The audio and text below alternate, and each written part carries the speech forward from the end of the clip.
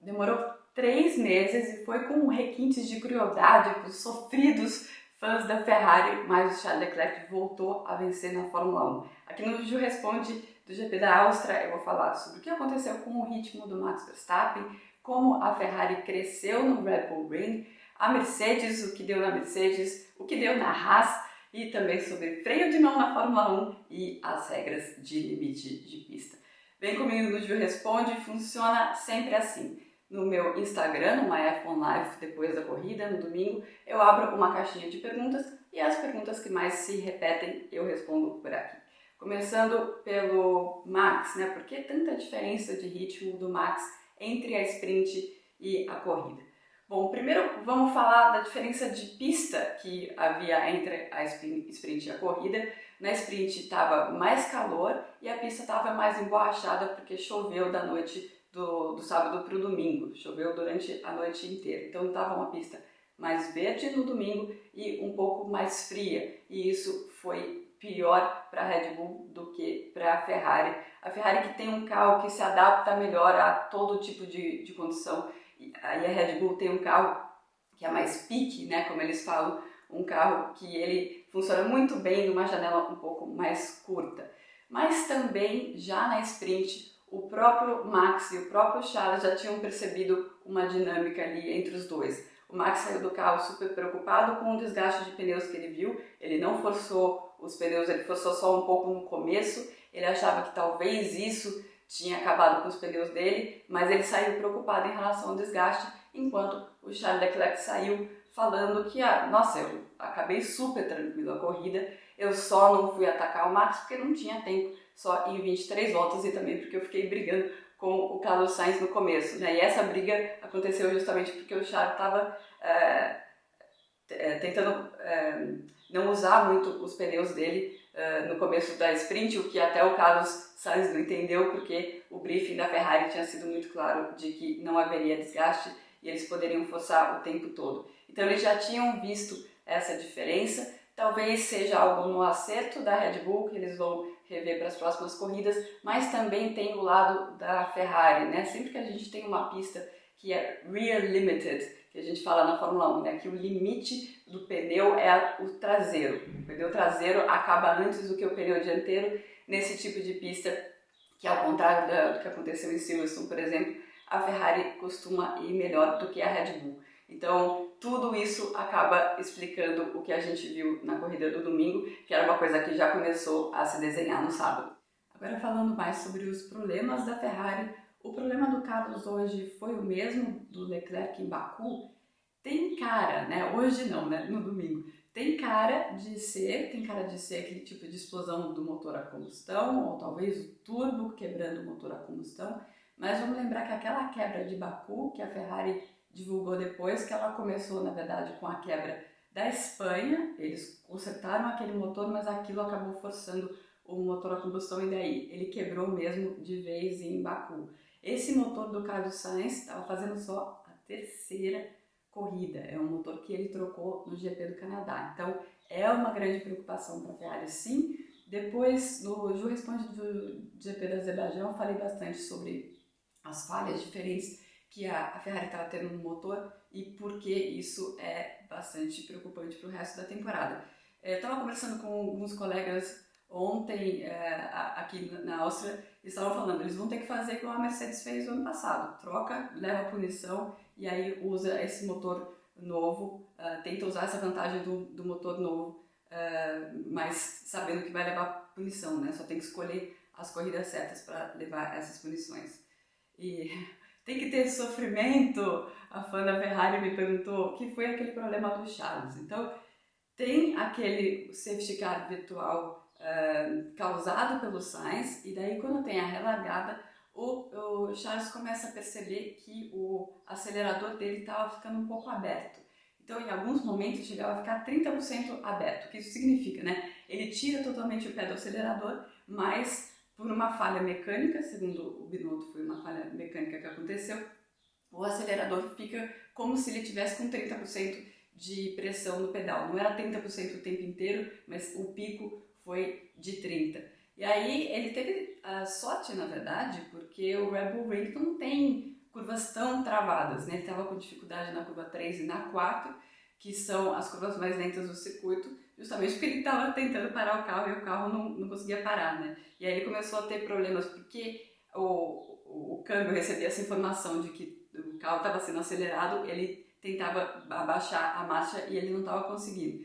Então foi um sufocozinho aí pro Charles Leclerc no final da corrida, e se não for, não é uma corrida da Ferrari, né? A corrida da Ferrari tem que ter drama.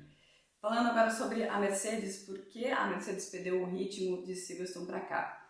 Bom, no Gil Responde de Silverstone, eu já tinha citado que o Red Bull Ring não seria uma pista tão boa para a Mercedes. A Mercedes deve voltar a andar bem na próxima etapa em Paul Ricard, porque é um circuito com mais curvas de alta velocidade e que esse carro funciona muito bem. Mas chegou na sexta-feira, eles mesmos se surpreenderam e falaram, pelo menos em classificação aqui a gente está perto.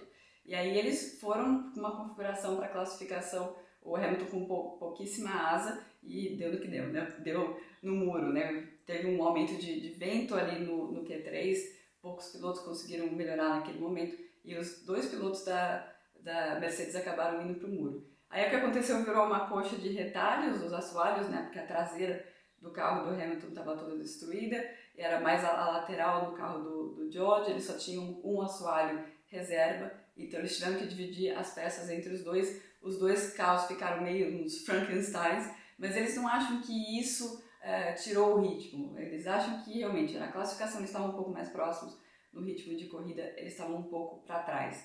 Aí durante a corrida tem aquele toque do George com o Sérgio Pérez, aí o George fica com o carro danificado e ele tem um ritmo muito mais lento do que quem está atrás. Isso forma um trenzinho de DRS, o Hamilton está no fim desse trenzinho e ele vai demorar 14 voltas para se livrar desse trenzinho, né, para passar as duas Haas, e aí ali ele já tinha perdido 18 segundos na corrida.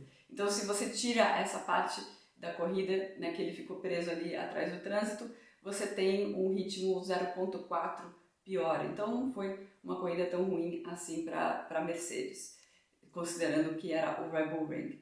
O que explica essa evolução da Haas? O carro é o mesmo desde o Bahrein.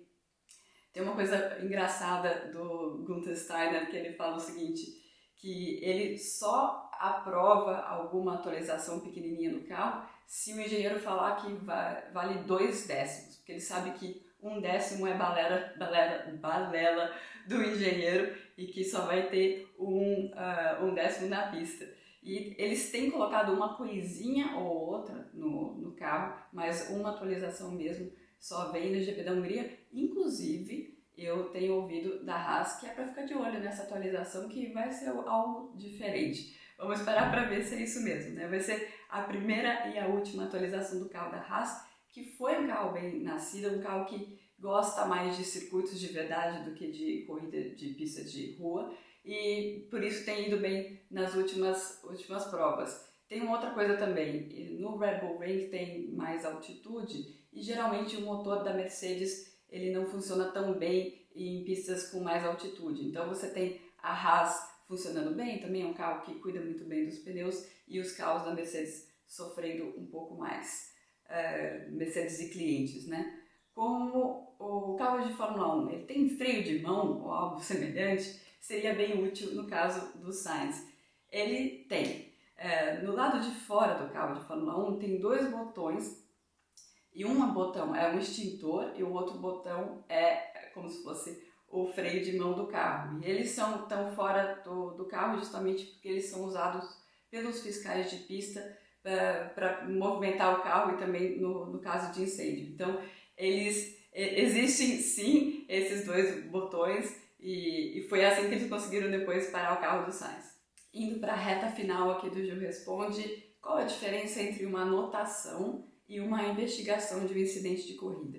Eu fui perguntar isso para o Michael Masi o ano passado, perguntar exatamente qual era o processo e por que começou a aparecer essa informação de anotação na transmissão. E ele contou que é o seguinte, é para os team managers, que são os responsáveis por essa parte de regra, para a comunicação com o diretor de prova, pararem de encher o saco. Foi isso que o Masi falou.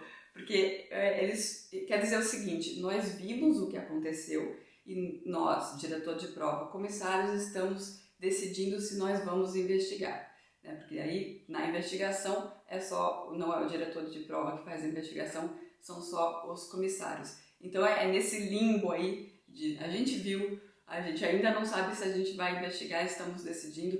Isso aparece na tela para os team managers pararem de fazer a comunicação lá cobrando essa investigação. E depois aparece ou que vai ser investigado, under investigation, ou no further action, que é que não vai acontecer nada.